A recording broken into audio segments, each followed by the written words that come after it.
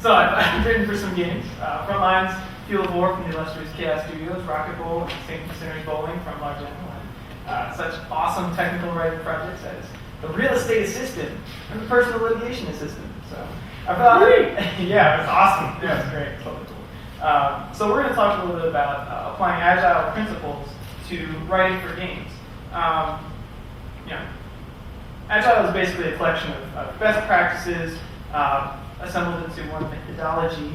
And similarly to that, this is just a collection of experiences and common sense ideas that I've collected over the past couple of years of being a professional writer, and things that have worked well for me.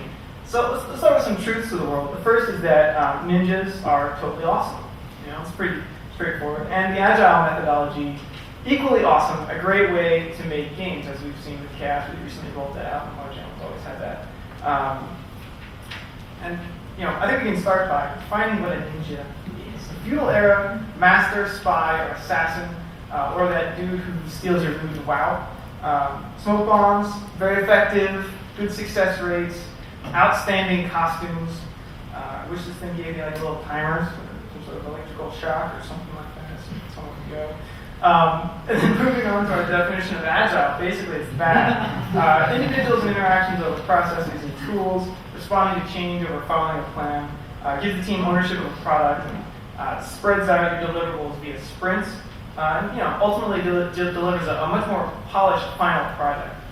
Things that, as writers, we're pretty much always striving for. Another definition really focuses on frequent delivery of usable bits of code as opposed to putting everything off into one deliverable at the end. And I think that's definitely a goal that can be applied to game writing specifically. 20 seconds is pretty fast. Goals of agile game writing, spelled out. Faster turnaround, more iteration cycles, more feedback cycles, more team buy-in from the entire development team. Cool costumes, ninja, lots of smoke bombs.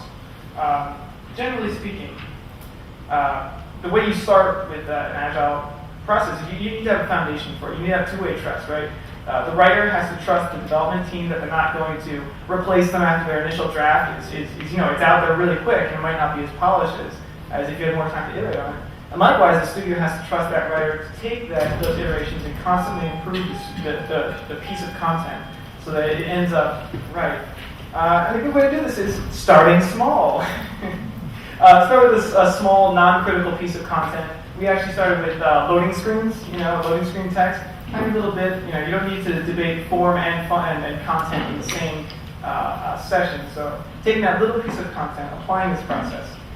So the first part of it is a big joint interdisciplinary brainstorming session. You basically bring everybody together, get everyone's ideas on the table, especially the programmers, level designers, artists, people who are actually going to be making the game. And then it's the writer's job to vet out those ideas, pull out the gems, filter through the crap, and put that into a level designer stub script.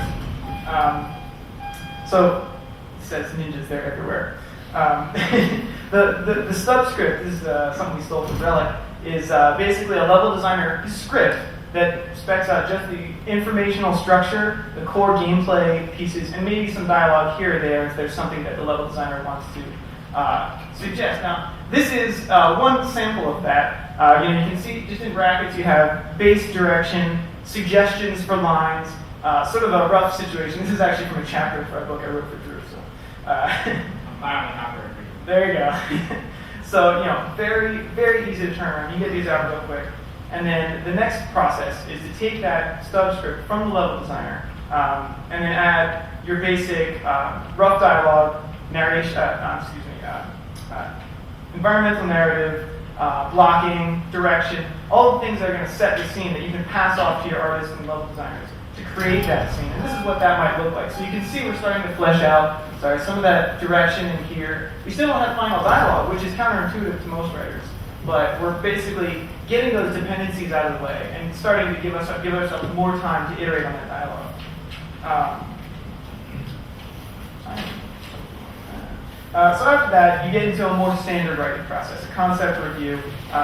You bring back that interdisciplinary team, bring back the programmers, bring back these guys, get the feedback on this early stage script. Obviously, filter through that again, and then the key here is taking the feedback that people are giving and not fighting people. I'm not saying that's a bad suggestion. Really just capitalizing on that. Get it, Kawasaki Ninja? Someone laughed. So final wordsmithing. This is the easy part. If you're a writer, you know how to edit and edit and edit and edit. But the thing is that people who have been reviewing this have been putting their feedback in, so everyone's going to have more buy-in. And obviously, once you get to your final script, which has all of your dialogue and all of your direction built out, you're going to get a much more positive feedback from your team and a much more, let's say, kind review process. Obviously, you have a big iteration cycle that's going to continue. You need to sort of return to your standard iteration, go back and forth with the client, kind of like that, breaks and forwards and stuff like that, right on a marker board. So, in conclusion, at some point, Agile methodologies have a pretty strange mantra: fail fast, right? That is, finding out what ideas don't work, kind of like that. Replacing them with the ones that do work, and really, getting feedback really fast on your piece of content. So, we'll have these slides online if you guys want to deploy your own Agile writing pipeline. I don't know what to call it that. Definitely take a look. And I just want to real quick thank the guys from THQ and my general for contributing their ideas over the years to this. And thank you guys for giving me an excuse to look up this many pictures of ninjas. So I think that's about it.